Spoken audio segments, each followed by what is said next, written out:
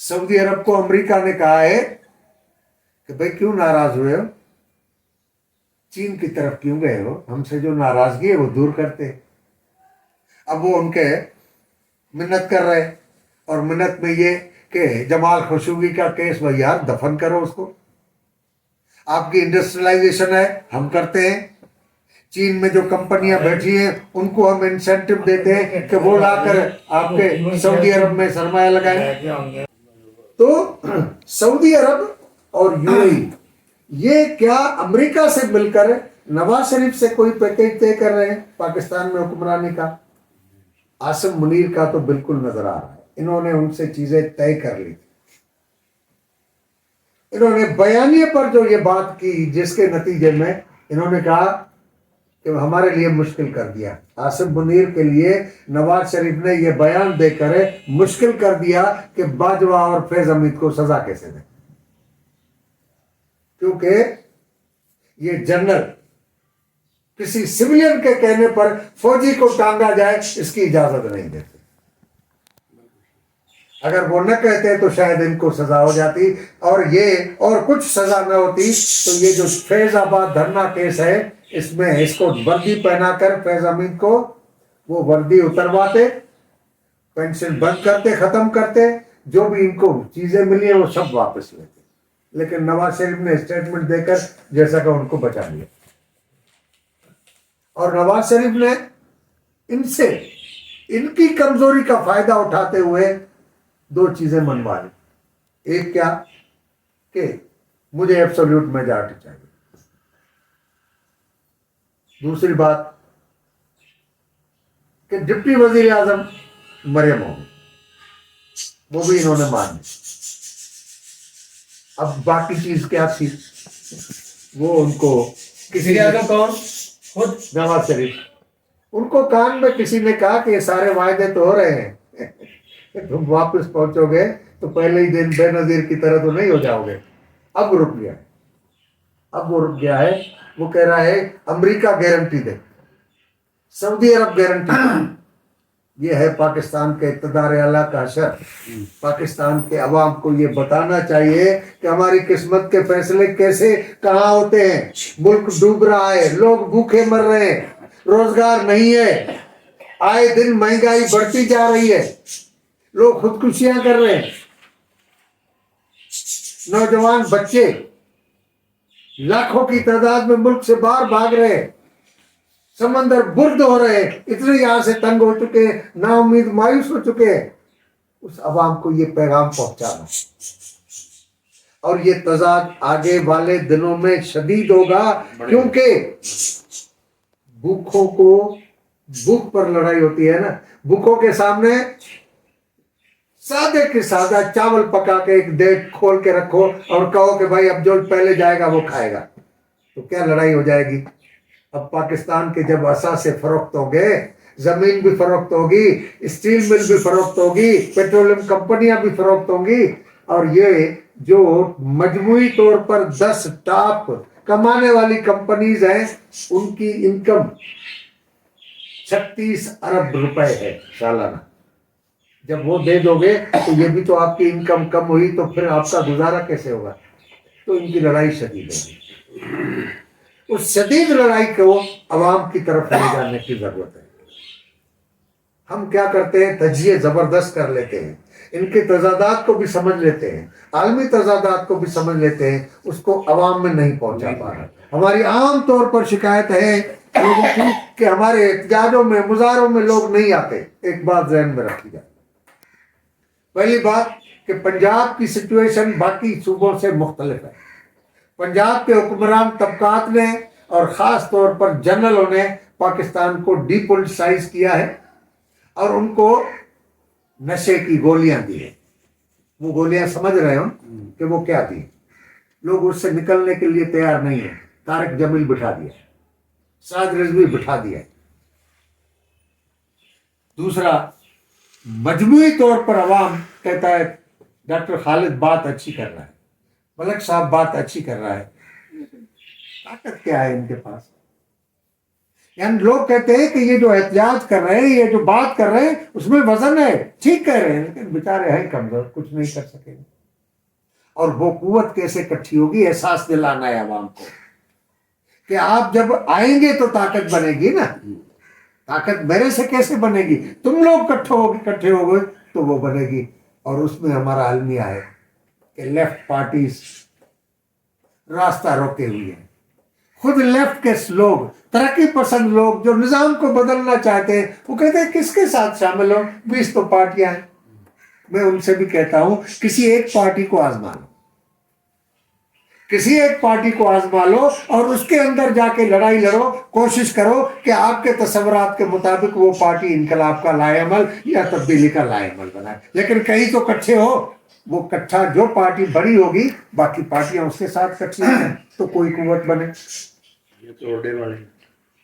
اور یہ بات ذہن میں رکھیں ہمارے تمام ترقی پسند اور قوم پرست دوستوں کو کہ کوئی بھی صوبہ اکیلے طور پر لڑائی لڑ کر کامیاب نہیں ہو سکتا۔ بلوچستان 5ویں لڑائی لڑ رہا ہے، کسی سردار کا بیٹا نہیں مر رہا، کسی بریگیڈیئر کو نہیں مارا جا رہا، وہاں مر رہا ہے ہمارا عام کسان، وہاں جو بلوچ مر رہا ہے وہ بھی ہمارا عام کسان، عام قبائل۔ 5ویں لڑائی لڑ رہے ہیں، جیتنے کے امکانات ابھی بھی نظر نہیں آ رہے۔ پختون لڑائی لڑ رہے ہیں، وہ پی ٹی ایم بھی بنا لی کہ چلو پارٹیوں کے دائروں سے نکل کر ہم تاریخ بنا لیتے ہیں، وہ بھی بن گئی، ایجیٹیشن ہو رہا ہے۔ نتیجہ کیا؟ یہی سندھ کر رہا ہے۔ یہ سمجھنا چاہیے کہ پاکستان میں اس جابر ظالم وردی والوں سے جان چھڑانے کے لیے پنجاب کا عوام، پنجاب کا محنت کش طبقہ جب تک ان قومی تاریخوں کا ساتھ نہیں دیتا، ایک انقلابی عمل کا حصہ نہیں بنتا، ان سے جان نہیں چھوٹے گی، ان سے جان نہیں چھوٹے گی۔ اس لیے ان قوم پرستوں کو، ترقی پسندوں کو بھی کہتا ہوں کہ آپ اپنی موومنٹ کے دوران جو ٹارگیٹ پنجابی کو کرتے ہو، سمجھداری سے کام لو، جنرلوں کو ٹارگیٹ کرو، پنجابی کو اپیل کرو، جس طرح ویتنام کی جنگ میں ویتنامی امریکی عوام سے کہتے تھے کہ ارے بھائی تم اس لیے ٹیکس دیتے ہو کہ میرے اوپر بم گرائے۔ آپ پنجابی سے کہو کہ اپنے جنرلوں کو اس لیے طاقت دیتے ہو کہ آ کے مجھے مارے، سکرن میں آ کے بے گناہ لوگوں کو گھر میں گھس کر مرد عورتیں قتل کر دے۔ یہ قوم پرستوں کو سمجھنا چاہیے۔ اور میں اس وقت جو پوزیشن ہے خاص طور پر کشمیر میں بنی ہے، سلام ہے کشمیر کے ان ترقی پسند تنظیموں کو کہ پورے عوام کو انہوں نے کھڑا کر دیا۔ 2 مطالبات اہم ہیں ان کے، عمومی طور پر مہنگائی، لیکن آٹے کی کوٹا کم کر دی پاکستان نے، سبسڈی بند کر دی، بجلی کی سبسڈی بند کر دی جس پر وہ لڑ رہے ہیں، لیکن مسلسل لڑائی میں اور حکومت غیر مؤثر ہے۔ اور یہ جو پرو پاکستان پارٹیز ہیں، رولنگ کلاسز کی، حکمران طبقات کی، کہیں نظر نہیں آتی۔ انہوں نے چھوٹی چھوٹی پارٹیاں، گروپس ملا کر، تاجر تنظیموں کو ملا کر، پروفیشنل تنظیموں کو ملا کر، یعنی ڈاکٹروں، وکیلوں، ان پیرامیڈکس کو ملا کر انہوں نے عوامی ایکشن کمیٹیاں بنائی ہیں۔ وہ اتنی مؤثر ہیں کہ وہاں پر انہوں نے بغاوت پیدا کر دی ہے۔ ہمیں اس طرح کی صورتحال پیدا کرنی ہے، اور یہ کشمیریوں کو بھی سمجھنا چاہیے کہ تم مظفر آباد میں، باغ میں، راولا کوٹ میں جتنی بھی لڑائی لڑو، پونچھ میں جتنی بھی لڑائی لڑو، جب تک لڑائی لاہور میں نہیں ہوتی، جب تک لڑائی راول پنڈی میں نہیں ہوتی، تب تک کامیابی نہیں ملے گی۔ اور راول پنڈی، لاہور، فیصل آباد اور سیال کوٹ میں لڑائی کب ہوگی، یہ آپ دوستوں کی ذمہ داری ہے۔ آپ نے وہاں لڑائی پیدا کرنی ہے، عوام تک جانا ہے۔ اگر کمیونسٹ یہ فرض نبھائیں گے تو تاریخ میں سرخرو ہوں گے، ورنہ یہ ملک اگر ٹوٹ گیا تو تنقید کمیونسٹ پارٹی پر آئے گی، اور وہ بھی خاص طور پر ان کمیونسٹوں پر آئے گی جو اس جہاں پر جابر طبقہ، ظالم طبقہ جہاں موجود ہے وہاں پر زیادہ تنقید آئے گی۔ ان کو زیادہ کردار ادا کرنے کی ضرورت ہے۔